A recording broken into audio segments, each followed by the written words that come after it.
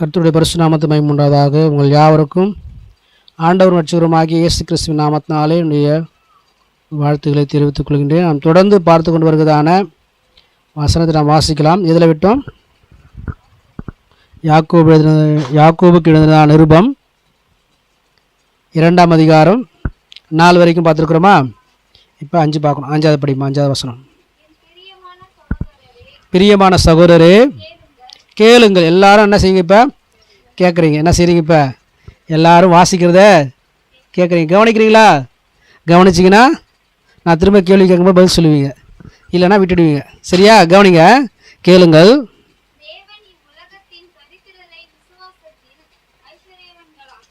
தேவன் என்ன செய்கிறாரா? இவ்வுலகத்தில் தரித்திரரை விசுவாசத்தில் ஐஸ்வர்யவான்களாகவும்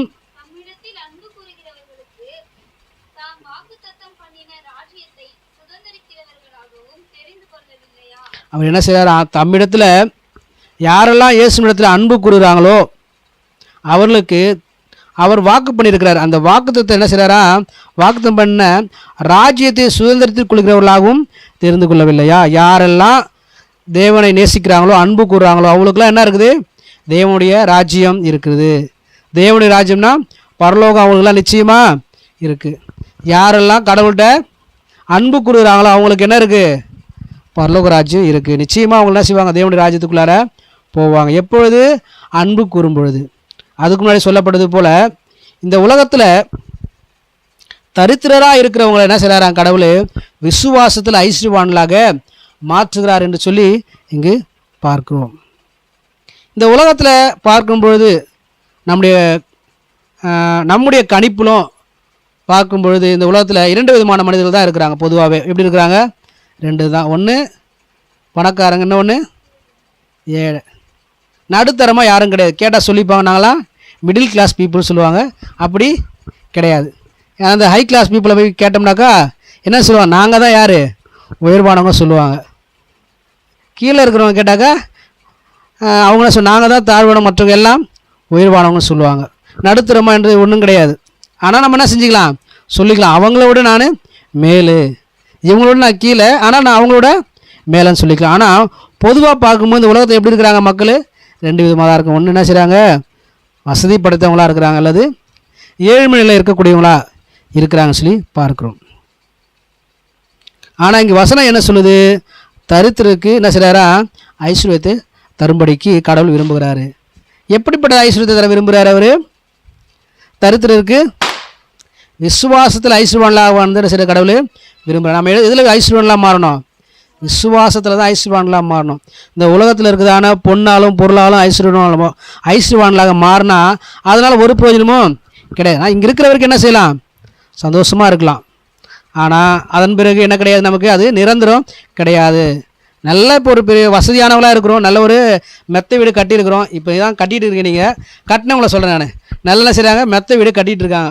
ஒரு 15 வருடம் நினைக்கிறேன், 15 வருடங்களுக்கு முன்னாடி குஜராத்தில் வந்து ஒரு நிலநடுக்கம் வந்தது.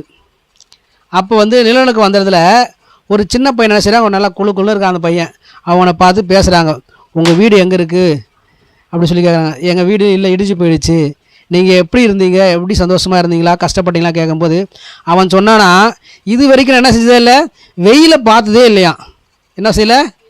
வெயிலையே பார்த்ததே. ஏசி ரூம்லேயே இருந்திருக்கிறான் போது பையன். எப்படி இருந்திருக்கிறான்? ஏசி ரூம்லேயே இருந்திருக்கிறான். நல்லா குழு இருந்திருக்கிறான். கஷ்டமே தெரியாமல் வந்திருக்கு. திடீர்னு ஒரு நாள் பூமி எதிர்ச்சி வந்தது. என்ன வந்தது? பூமி எதிர்ச்சி வந்தது. என்ன செய்ய? தலைக்கீழா மாறியது. பெரிய பணக்கார பையன் என்ன ஆகிட்டான்ப்ப? கடைசியில் அடுத்து வேறு சாப்பாட்டுக்கு வழி இல்லாமல் ஒரு சூழ்நிலை மாறிச்சு. அப்போ இந்த உலகத்தில் இருக்கிறதான ஐஸ்வர்யம் எப்படி கிடையாது? நிலையானது கிடையாது. ஒரு சில இடத்துல கடவுள் வந்து கொடுத்து வச்சிருக்கிறாரு சொன்னால் அதுக்கான ஒரு காரணம் இருக்குது. என்ன இருக்குது? அதுக்கான ஒரு காரணம் இருக்குது. நம்ம அதை பார்த்து என்ன செய்யக்கூடாது? ஏங்கி போகக்கூடாது. நாமளும் ஐஸ்வர்யவான்லாம் மாறலாம். நம்மளும் என்ன செய்யலாம்? ஐஸ்வர்யவான்லாம் மாறலாம். எதில் ஐஸ்வர்யவான்லாம் மாறலாம்? விசுவாசத்தில் தான் நம்ம என்ன செய்யணும்? ஐஸ்வர்யவான்களாக மாற வேண்டும். அதுதான் கடவுளும் விரும்புகிறாரு. நம்முடைய விசுவாசம் எப்படிப்பட்டதாக இருக்குது? விசுவாசிலாகி நாம் எப்படி இருக்கணும்? அதில் ஐஸ்வர்யவான்களாக இருக்கணும். நம்மளை யார் தான்? விசுவாசி தான். நம்மளை யார்? விசுவாசி. ஏன்னா இயேசு கிறிஸ்து நம்ம என்ன செய்கிறோம்? விசுவாசிக்கிறோம், நம்புகிறோம், அவரை பின்பற்றுகிறோம். ஆகினால் நம்மளை யார்? விசுவாசிகள். அந்த விசுவாசத்தில் நம்ம ஐஸ்வர்யவான்களாக பணக்காரர்களாக நாம் இருக்கிறோமா? நம்முடைய எண்ணெல்லாம் எப்படி தான் இருக்குது? பூமியில் பணக்காரன் ஆகணும், எப்படியா இருந்தாலும் பூமியில் என்ன செஞ்சிடணும், நான் பணக்காரன் ஆகிடணும், 4 கார் வாங்கிடணும், 4 பங்களா கட்டிடணும், ஒரு பெரிய பிஸ்னஸ் பண்ணணும், எல்லாருக்கும் முன்னாடி எப்படி இருக்கணும், நான் பெருமையாக மதிப்பாக இருக்கணும்னு சொல்லி நம்ம நினைக்கிறோம். அது அது யாருடைய வேலை? அது விசுவாசி இல்லாதவங்களுடைய எண்ணமாக இருக்கும் அது. ஆனால் விசுவாசிகளுடைய எண்ணம் அது இருக்கக்கூடாது. விசுவாசிகளுடைய எண்ணம் எப்படி இருக்கணும்? என்னுடைய விசுவாசத்தில் நான் என்ன செய்யணும், இன்னும் அதிகமாக எப்படி நான் என்ன செய்யணும், விசுவாசத்தை நான் வளர்த்து கொள்ளணும். நாம் எந்த அளவுக்கு விசுவாசத்தை வளர்த்து கொள்கிறோமோ அந்த அளவுக்கு நாம் என்ன செய்வோம், கடவுள்கிட்ட நெருங்குவோம். கடவுள்கிட்ட என்ன செய்வோம், நெருங்குவோம். நம்முடைய விசுவாசத்தில் ஐஸ்வர்யவான்களாக மாறணும்னு சொல்லி தான் கடவுள் விரும்புகிறார். அதை என்ன செய்யறவர் எதிர்பார்க்கிறார். ஊசியானது ஒட்டகத்தின் காதில் மாற்றி சொல்லிட்டேனா, ஊசியின் காதில் ஒட்டகம் நுழைஞ்சு போகுமா? போகுமா? ஏன் போகாது? ஊசி காது இவ்வளோ இருக்குது, சின்னதாக, ஒட்டகம் பெருசாக இருக்குது. அதுபோல் அது ஒரு உதாரணத்துக்காக ஐஸ்வர்யவான் தேவனுடைய ராஜ்யத்தை சுதந்திரிப்பதில்லை அப்படி சொல்லி வசனம் சொல்லுது. ஆண்டவர் சொல்கிறாரு சுவிசேஷங்களில் சீடர்களை பார்த்து சில காரியங்களை சொல்லிகிட்டே வரும்போது, சில உபதேசங்களை அவர் சொல்லிட்டு வரும்போது, ஒரு ஐஸ்வர்யன் வந்து என்ன செய்கிறான், கேட்குறான், ஆண்டவரே நானும் உண்மை பின்பற்றி வர விரும்புகிறேன்னு சொல்லி என்ன செய்கிறான், அவன் கேட்குறான். என்னென்னு சொல்லி கேட்குறான், நானும் உண்மை பின்பற்றி வர விரும்புகிறேன் அப்படின்னு சொல்லி கேட்கும்போது ஆண்டவர் ஒரு சில காரியங்கள்லாம் சொல்லிட்டு வர்றார். நீ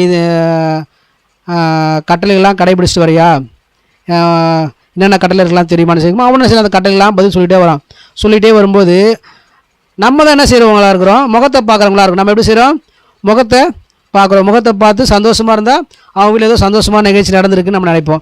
துக்கமாக இருந்தால் அவங்க வீட்டில் ஏதோ ஒரு துக்கமான நிகழ்ச்சி நடந்துக்குன்னு நம்ம நினைப்போம். ஆனால் உங்கள் மனசில் என்ன இருக்குன்னு சொல்லி நேரடியாக தெரியாது. ஆனால் இயேசு கிறிஸ்து எப்படிப்பட்டவர், எல்லாமே தெரியும். அவருக்கு மறைவான இருக்குது ஒன்றும் கிடையாது. அப்போ இந்த ஐஸ்வர்யனுடைய இருதயத்தை கர்த்தர் என்ன செய்கிறாரு, அறிந்து இப்போ சொல்கிறாரு, உனக்கு உண்டான எல்லாவற்றையும் என்ன செய்ய, நீ விற்று தருத்துட்டு கொடுத்துரு, பிச்சைக்காரங்களாம் போட்டுரு, அதுக்கப்புறம் என்னை பின்பற்றிவான்னு சொல்கிறாரு.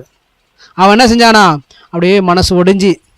ஏன் அப்படின்னாக்கா அவனுக்கு இருந்த செல்வத்தை இழக்கிறதுக்கு அவனுக்கு என்ன இல்லை, மனசு இல்லை. அதனால் அவன் மனசு ஒடிஞ்சு திரும்பி போயிட்டான். அப்போ தான் சொல்கிறார் ஆண்டவர், ஒட்டகமானது ஊசியின் காதில் நுழையக்கூடுமா, நுழையாது. அதுபோல் ஐஸ்வர்யவான் என்ன செய்ய முடியாதான், தேவனுடைய ராஜ்யத்தில் நுழைய முடியாது. ஆனால் ஒரு ஐஸ்வர்யவான் என்ன செய்யலாம், தேவனுடைய ராஜ்யத்தில் நுழையலாம். அது யாருன்னா விசுவாசத்தில் ஐஸ்வர்யவான்லாம் இருப்போம்னு சொன்னால் நாம் என்ன செய்யலாம், ஊசியினுடைய காதுகளை பூந்து போகலாம். அல்லேலூயா. அதுதான் இங்கே பார்க்குறோம். உண்மையாகவே கர்த்தர் நம்மளுக்கு எதிர்பார்க்குற காரியம், நாமளும் எப்படி இருக்கணுமா, ஐஸ்வர்யவானாக இருக்கணும்னு சொல்லி விரும்புகிறார். நம்முடைய மனசும் ஐஸ்வர்யவானாக ஆகணும் தான் ஆசை. எல்லாருக்கும் என்ன செய்யணும், உடனே பணக்காரன் ஆகிடும் சொல்லி தான் ஆசை. என்ன செய்கிறாங்க, அதனால செய்யணும், லாட்டு சீட்டு வாங்குறாங்க. என்ன செய்கிறாங்க, உடனே போய் லாட்டு சீட்டு வாங்குறாங்க. ஐயோ எனக்கு உடனே ஒரு 10 கோடி அடிச்சிடாதா, என் கடன்லாம் அடிச்சிடும். அவங்களும் என்ன நியாயமாக தான் நினைக்கிறேன், என் கடன்லாம் நிறையா இருக்குது, அதெல்லாம் அடைக்கணும், உடனே அடைக்கணும். எப்படி அடைக்கிறது, ஏதாவது லாட்டு சீட்டு விழுந்தால் தான், ஏதாவது புதையல் கிடைச்சாதான். ஆனால் பாருங்கள், அரசாங்கத்தில் லாட்டு சீட்டை ஒழிச்சிட்டாங்க, லாட்டு சீட்டை ஒழிச்சிட்டாங்க. புதையல் கிடச்சினாலும் அதையும் நம்ம என்ன செய்ய முடியாது, எடுக்க முடியாது. அரசாங்கத்துக்கு நம்ம கொடுத்து பூமிக்கு அடியில் இருக்கிறதுலாம் அரசாங்க சொத்துன்னு சொல்லிட்டாங்க. அப்போ நமக்கு நம்முடைய பேராசைக்கு என்ன செஞ்சாங்க, அவங்க முற்றுப்புள்ளி வச்சுட்டாங்க. நமக்கும் ஆசை திடீர்னு பணக்காரனான சொல்லி, ஆனால் அப்படி ஆக முடியாது. நம்ம திடீர்னு பணக்காரனாகனாக்கா ஒரு வழி தான் இருக்குது. என்ன, நம்ம விசுவாசத்தில் என்ன செய்யணும், ஐஸ்வர்யவானாக மாறணும். அதை தான் கர்த்தரும் விரும்புகிறாரு. விசுவாசத்தில் நம்ம என்ன செய்யணும், ஐஸ்வர்யவான்களாக மாறணும். அதனால தான் தரித்திரரை பார்த்து என்ன செய்கிறார் கர்த்தர், அந்த வார்த்தையை சொல்கிறாரு. என்னன்னு சொல்கிறாரு, தரித்திரை விசுவாசத்தில் ஐஸ்வர்யவான்களாக்கவும். இப்போ பணக்காரனை விசுவாசத்தில் ஐஸ்வர்யவான்களாக்க முடியுமா, முடியாது. ஏன்னா இப்போ தான் பார்த்தோம்ல, ஒரு பணக்காரனை அவன் என்ன செஞ்சிட்டான், அதன் மீது அவனுடைய ஆசையும் அவனுடைய எண்ணமும் அதன் மீது இருந்தபடினால அவன் என்ன செய்யறான், இயேசு பின்பற்றதுக்கு மனம் இல்லாமல் திரும்பி போயிட்டான்னு பார்த்தோம். அதுபோல் நம்ம பணக்காரனை வசதி படைத்த ஐஸ்வர்யவான கர்த்தர் விசுவாசத்தில் ஐஸ்வர்யவான்களாக்காமல் தரித்திரரை என்ன செய்கிறாராம், விசுவாசத்தில் ஐஸ்வர்யமாக்க வேண்டும், ஐஸ்வர்யவானாக மாற்ற வேண்டும் சொல்லி அவர் அங்கே சொல்லுகிறதான காரியத்தை பார்க்க. அது மாத்திரம் அன்பு கூறுகிறவர்களுக்கு, தேவனிடத்தில் அன்பு கூறுகிறவர்களுக்கு என்ன செய்கிறாராம், தேவனுடைய ராஜ்யத்தை பரலோகத்தை வைத்திருக்கிறார் சொல்லி பார்க்கிறோம். நம்முடைய விசுவாசம் எப்படிப்பட்டதாக இருக்குது, நம்மக்கிட்ட விசுவாசம் இருக்குல்ல, நம்மகிட்ட விசுவாசம் இருக்கா, எப்படி இருக்குது அந்த விசுவாசம், எல்லா இடத்துலையும் ஒரே மாதிரி இருக்குதா, சில நேரங்களில் சோர்ந்து போயிடுதா? நிறைய நேரங்களில் சோர்ந்து போயிடுதா? இல்லை விசுவாசமே இல்லையா? ஆனால் நம்மளாம் யார்? விசுவாசியும் சொல்லிக்கிறோம். இப்போ நம்முடைய விசுவாசம்லாம் எப்படிப்பட்டதாக இருக்குது? நம்முடைய விசுவாசம்லாம் கிரியில் வெளிப்படுத்துகிறோமா? நம்முடைய விசுவாசத்தை செயல்முறைப்படுத்துகிறோமா? நம்மகிட்ட இருக்கிற விசுவாசத்தை நம்ம செயல்முறைப்படுத்துகிறோமா? கிரியை இல்லாத விசுவாசம் செத்ததுன்னு சொல்லி வசனம் சொல்லுது. நாம் அநேக நேரங்களில் ஒரு சில இடங்களில் மாத்திரம் நம்முடைய விசுவாசம் என்ன செய்கிறோம்? காண்பிக்கிறோம். மற்ற நேரங்களில் நம்முடைய விசுவாசம் என்ன செஞ்சிடும்? மூடி போட்டுடுறோம். நம்ம அப்படி இல்லாதபடிக்கு நம்முடைய விசுவாசமானது நாளுக்கு நாள் வளர, நம்முடைய விசுவாசமானது என்ன செய்யணும்? நாளுக்கு நாள் வளர, ஐஸ்வர்யவானாய் மாற, ஐஸ்வர்யமாக மாறத்தக்கதாக நம்முடைய விசுவாசம் என்ன செய்யணும்? வளர வேண்டியதாக இருக்கிறது. நம்மை கர்த்தர் தெரிந்து கொண்டுள்ளார். நம்ம எதுக்காக கர்த்தர் தெரிந்துள்ளார்? தரித்திரராகிய நம்மை எல்லாம் கர்த்தர் ஐஸ்வர்யவான்களாக மாற்றும்படிக்காக. அல்லேலூயா. எதுக்காக? ஐஸ்வர்யவான்களாக மாற்றும்படிக்காக. எப்படிப்பட்டதான் ஐஸ்வர்யமாக மாற்றணும்? விசுவாசத்தில் நம்ம எப்படி இருக்கணுமா? ஐஸ்வர்யவான்களாக மாறணும்னு சொல்லி கர்த்தர் நம்ம எல்லாம் என்ன செஞ்சிருக்கிறாரு? தெரிந்து கொண்டு. நாமெல்லாம் கடவுளை தெரிஞ்சிருக்கிறோமா? நாமெல்லாம் எதுக்காக கடவுளை தேடி வரோம்? தலைவலிக்குது, ஜபத்துக்கு போனால், ஜெபம் பண்ணுற இடத்துக்கு போனாக்கா என்ன கிடைக்கும்? ஜெபம் பண்ணுவாங்க, சுகம் கிடைக்கும். நான் ரொம்ப தரித்திரமாக இருக்கிறேன், ஜெபம் பண்ணுற இடத்துக்கு போனாக்கா செய்யும், ஜெபம் பண்ணுவாங்க, ஒரு நல்ல வேலை கிடைக்கும், இல்லை என் குடும்பத்துக்கு ஆசீர்வாதம் கிடைக்கும். அதுக்காக வருமா? இல்லை உண்மையாகவே நான் கடவுளை நேசிக்கிறேன், கடவுள் நம்மளால் கடவுளுக்கு ஏதாவது பிரயோஜனம் இருக்குதா? நம்மளால் கடவுளுக்கு நம்ம அவரை ஆராதிக்கலனால அவருக்கு பிரயோஜனம் கிடையாது, ஆராதித்தாலும் அவருக்கு பிரயோஜனம் கிடையாது. ஆனால் நம்ம மீது என்ன செய்கிறார்? அவர் அப்படிப்பட்ட நம்ம மீது அவர் அன்பு வைத்து நம்மை அவர் என்ன செய்கிறார்? நேசிக்கிறார். நம்மை தேடியும் என்ன செய்கிறார்? அவர் வந்திருக்கிறார். இந்த உலகத்தில் பாவிகளாக இருக்கிற நம்மை பார்த்து நம் மீது அன்பு வைத்து கடவுளை செஞ்சிருக்கிறார், நம்மை தேடி வந்தார். நாம் என்ன செஞ்சுருக்கோம்? கடவுள் தேடி என்றைக்காவது போயிருக்கிறோமா? ஞாயிற்றுக்கிழமை ஜபத்துக்கு வர்றதுக்கே நமக்கு எப்படி இருக்குது? வாரத்தில் ஒரு நாள் தான். அந்த ஒரு நாள் ஜபத்துக்கு வர்றதுக்கே கஷ்டமாக இருக்குது. இந்த வாரம் ஃபுல்லாக ஜபம் வச்சோம்னா இவருக்கு வேறு வேலையே கிடையாது, எப்போ பார்த்தாலும் சரி இருக்கிறேன், ஜபம்னு வச்சுட்டு இருக்கிறாரு. நான் ஒரு சபையில் உடன் ஊழியராக இருந்தேன். அந்த சபையில் அதிகாலை ஜபம் வச்சுருப்பாங்க. எத்தனை மணிக்கு வச்சுருப்பாங்க? 5 மணிக்கு ஜபம் வச்சுருப்பாங்க. நம்ம எழுந்துருக்குதே 7 மணி 8 மணி, 5 மணி ஜபத்துக்கு போக முடியுமா? நான் அந்த அந்த சர்ச்சில் உடன் ஊழியர் இருந்ததுனால, ஆனால் என்னோடய வீடு எப்படி இருக்கும்? ஒரு 1 கிலோமீட்டர் தூரத்தில் இருக்கும் வீடு. டெய்லி காலையில் என்ன செய்வேன் நான்? மழை பெஞ்சாலும் சரி, வெயில் அடித்தாலும் சரி, என்ன ஆனாலும் அந்த என்ன செய்வேன்? 5 மணி ஜபத்துக்கு போயிடுவேன். ஏன்னா அந்த 5 மணி ஜபத்தை நான் தான் நடத்துகிற மாதிரி இருக்கும் சில வேலையில். அதனால் என்ன செய்வேன்? நான் காலையில் எழுந்து போயிடுவேன். நான் போகிறேன்னு நான் தான் கொஞ்சம் கடவுளுக்கு உண்மையானவன் போல் அப்படி சொல்லி நான் நினச்சா, என்ன காட்டிலும் முன்னாடி என்ன சொல்லியிருப்பாங்க, நிறைய பேர் அங்கே வந்திருப்பாங்க. அவங்களுடைய விசுவாசம் எப்படி இருக்கு பாருங்க. எந்த டைமாக இருந்தாலும் சரி, எத்தனை நாளாக இருந்தாலும் சரி, என்ன செய்கிறாங்க? அவங்க கடவுளை தேடி ஓடி வராங்க. எத்தனை மணிக்கு வராங்க? அதிகாலையில் என்ன செஞ்சுறாங்க? 5 மணி ப்ரேயர் ஆரம்பிக்கிறாங்கன்னா ஆரம்பித்ததுக்கப்புறம் வரமாட்டாங்க, ஆரம்பிக்கிறதுக்கு முன்னாடியே என்ன செஞ்சுருப்பாங்க அவங்க. அப்போ எத்தனை மணிக்கு வந்திருப்பாங்க? அவங்க கொஞ்சம் முன்னாடியே வந்திருப்பாங்க. அதுபோல் அது எதை காட்டுதுனாக்கா, நம்முடைய விசுவாசம் எந்த அளவுக்கு வளர்ந்துருக்குது, நம்ம விசுவாசத்தில் ஐஸ்வர்யவான்களாக மாறி இருக்கிறோமா? அப்போ கடவுள் நம்மை தேடி வருகிறாரு, நாம் கடவுளை தேடி போகிறோமா? கடவுளுக்கு பிரியமானதை நம்ம செய்கிறோமா? கடவுள் நம்மெல்லாம் பார்த்து என்ன சொல்கிறாரு? சகோதரனேன்னு சொல்கிறாரு. என்னன்னு சொல்கிறாரு? சகோதரனே, சகோதரியன்னு சொல்லி கூப்பிட்றாரு. நாம் எப்படி அவரை அழைக்கிறோம்? நம்ம போகிறதே இல்லை, அப்புறம் எங்கே நம்ம அவரை அழைக்க போகிறோம்? தினமும் காலையில் நம்ம ஜெபம் பண்ணுறோமா? பைபிள் படிக்கிறோமா? ஆனால் டெய்லி என்ன செஞ்சிடறோம்? நம்ம காலை சாப்பாடு சாப்பிட்டுடுறோம். இதில் நடுவில் மதிய சாப்பாடு வேறு. இதுக்கு நடுவில் மதியத்துக்கும் காலையிலுக்கும் இடையில் ஏதாவது அப்புறம் வாய்ப்பு கிடைச்சா என்ன செஞ்சிடுவோம்? அப்பையும் சாப்பிட்ருவோம். நான்லாம் 5 வேளை சாப்பிட்டுவேன். நான்லாம் கல்யாணத்துக்கு முன்னாடி 5 வேளை சாப்பிட்டேன். எங்கள் அம்மா என்ன செய்வாங்க? பையன் பசி தாங்க மாட்டான்னு சொல்லி எப்போ சாப்பிட்டாலும் ஒன்றும் சொல்ல மாட்டாங்க. ஆனால் கல்யாணம் ஆனதுக்கப்புறம் நான் 5 வேளை சாப்பிட்டா என்ன கிடையாது? ஒழுக்கம் கிடையாது. 3 வேளை தான் சாப்பிடணும். அதுலேயும் ஏதாவது ஒரு வேளை குறைக்கிறதுக்கு நம்ம பார்க்கணும்னு சொல்லி என்னுடைய மனசுலேயே அது தோணுச்சு. ஏன்னாக்கா நம்மளாம் எப்படி இருக்கிறோம்? ஒரு முன்மாதிரியாக இருக்கும். மற்றவங்களுக்கு என்ன செய்கிறோம்? முன்மாதிரியாக எக்ஸாம் நம்ம பார்க்குறவங்களாம் என்ன நினைப்பாங்க?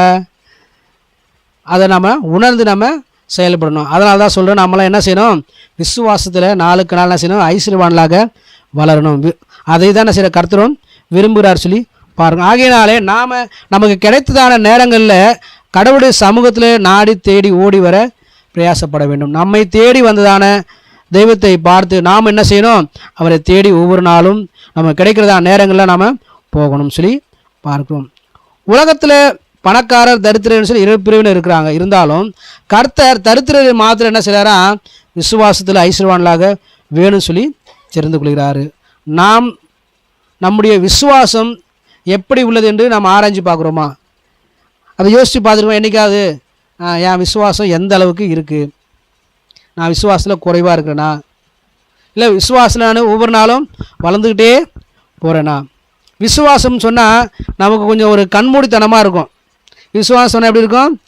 கண்மூடித்தனமாக இருக்கும். எப்படி அது கண்மூடித்தனமாக இருக்கும்? எல்லா நேரத்துலையும் எல்லாவற்றுக்கும் கடவுளையே சார்ந்திருப்பது தான் விசுவாசம். ஒரு சின்ன குழந்தை இருக்குது, என்ன இருக்குது? ஒரு சின்ன குழந்தை இருக்குது. அது என்ன குழந்தை? பால் குடிக்கிற குழந்தை வச்சுப்போம். பெரிய குழந்தைல சின்ன குழந்தை, அது பால் குடிக்கிற குழந்தை. எல்லாவற்றுக்கும் என்ன செய்யாது? அது தாயை தான் சார்ந்திருக்கும். யாரை தான் சார்ந்திருக்கும்? அது தாயை தான் சார்ந்திருக்கும். அப்பா இருந்தாலும் யார் தான் சார்ந்திருக்கும்? அம்மாவை தான் சார்ந்து. ஏன்னா அம்மா ஒருத்தருக்கு தான் தெரியும் குழந்தை எதுக்காக அழுதுன்னு சொல்லி. அம்மாவால் மாத்திரம் எல்லா காரியங்களையும் சந்திக்க முடியும்.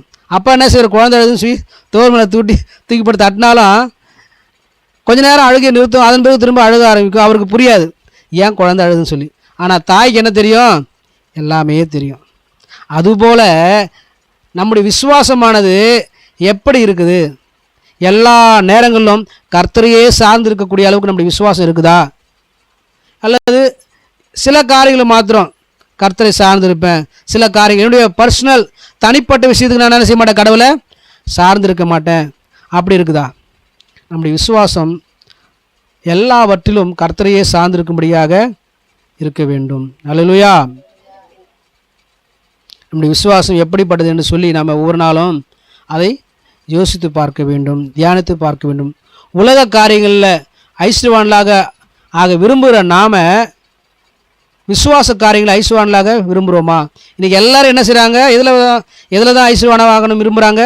உலக காரியங்களில் தான் என்ன செய்கிறாங்க? எல்லோரும் ஐஸ்வர்யவானாக மாறணும்னு சொல்லி விரும்புகிறாங்க. விசுவாசிகளும் சில வேலை என்ன செய்கிறாங்க? அதையே தான் நினைக்கிறாங்க. பிசாசான அவனுடைய கண்களை என்ன செஞ்சிடறான்? குருடையாக்கி வச்சிடறான். நீ இயேசுக்கிட்ட போனால் இயேசு என்ன செய்வார்? உன்னை பயங்கரமாக ஆசீர்வதிச்சிருவார்.